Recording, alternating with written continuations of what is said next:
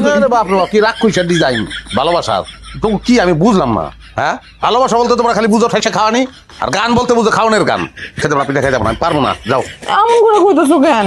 আচ্ছা, বউ শখ করে কোনো কিছু সামনে নিয়ে আসে, সেটা খাইতে হয়, ফিরাই দিতে হয় না? তোমার সব পিঠাতে গিয়া আমি আধা মরা হয়ে গেছি। আর যদি বিধবা না হইতে চাও তাহলে পিঠা লয়ে সরো, আর এক টুকরা পিঠা খেলে মরে যাবো। কি কইতেছো? এক টুকরা পিঠা খাইলে বলে মরে যাবো?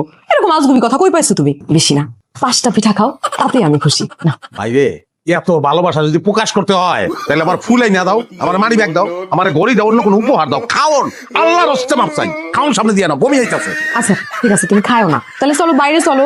বয়াতি বাইরে বসে গান গাইতেছে, তোমার জন্য গান গাইতেছে বয়াতি। আমার গান দূর থেকে শুনতে খুব ভালো লাগে, কাছ থেকে শুনতে ইচ্ছা করে না। পিঠা লয়ে যাও, আর পিঠা বয়াতি দিয়ে দাও। ওই জায়গায় কইতাছে মনটা আমার পিঠা খাইতেছে, ওই খাওয়াও দাও। তুমি পিঠা খাইবা না? বেশি জোরাজুরি যদি করো এই রাইতে স্ট্রেট রাইতে চলে যাবো, কিন্তু বাচ্চা চলে যাবো। এইরকম বেরোসি পুরুষ মানুষ আমি আর জীবনেও দেখি নাই। মানে আমার কোনো কষ্টের মূল্য নাই তোমার কাছে, কোনো 5টা না 3টা পিঠা খাও এখান থেকে। আর লাত্তি দিয়ে দিব না হো না।